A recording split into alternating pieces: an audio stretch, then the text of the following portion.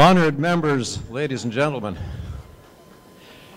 it is my honor to wear this medallion that was earned by a man who ran his last race with life 39 years ago. On behalf of the St. family, I would like to thank the Manitoba Sports Hall of Fame for selecting Emile for induction veteran athlete category.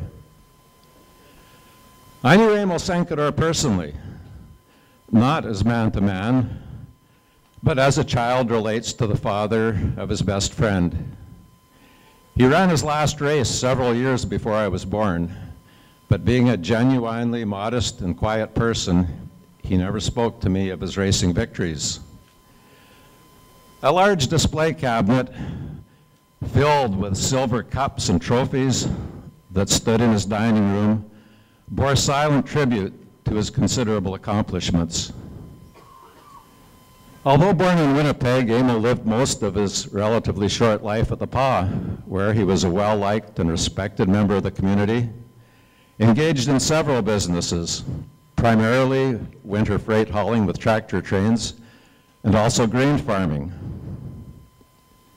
At all times, but especially during competition, the well-being of his dogs was Emile's prime concern.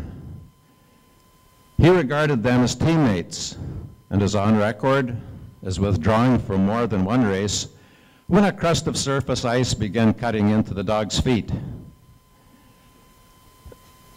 On the other hand, when approached by gamblers to lose a race, Emile's standard reply was, "If you want me to lose, get yourself a team and beat me."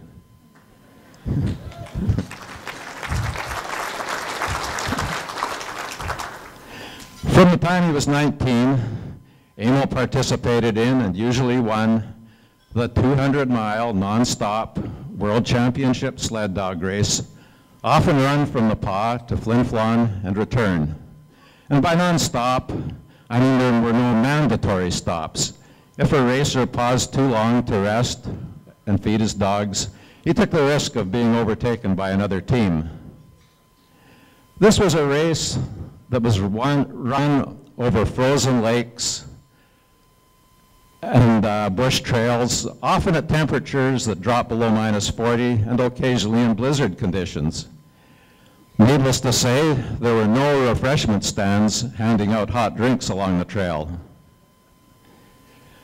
Unlike a jockey or a bobsledder who ride the entire distance of their short race, a sled dog racer runs 40 to 50% of the distance. And there are two reasons for this. First, if he didn't run, he'd probably freeze. But equally important, if he rode continuously, his weight would take its toll on the dogs. Other things being equal, the racer who ran the most and rode the least won the race. I contend that this is the mark of a true athlete competing under the most adverse conditions, and explains why, in the North, and wherever sled dog races are held to this day, Manitoba's own Emile St. is a legendary athlete. Merci.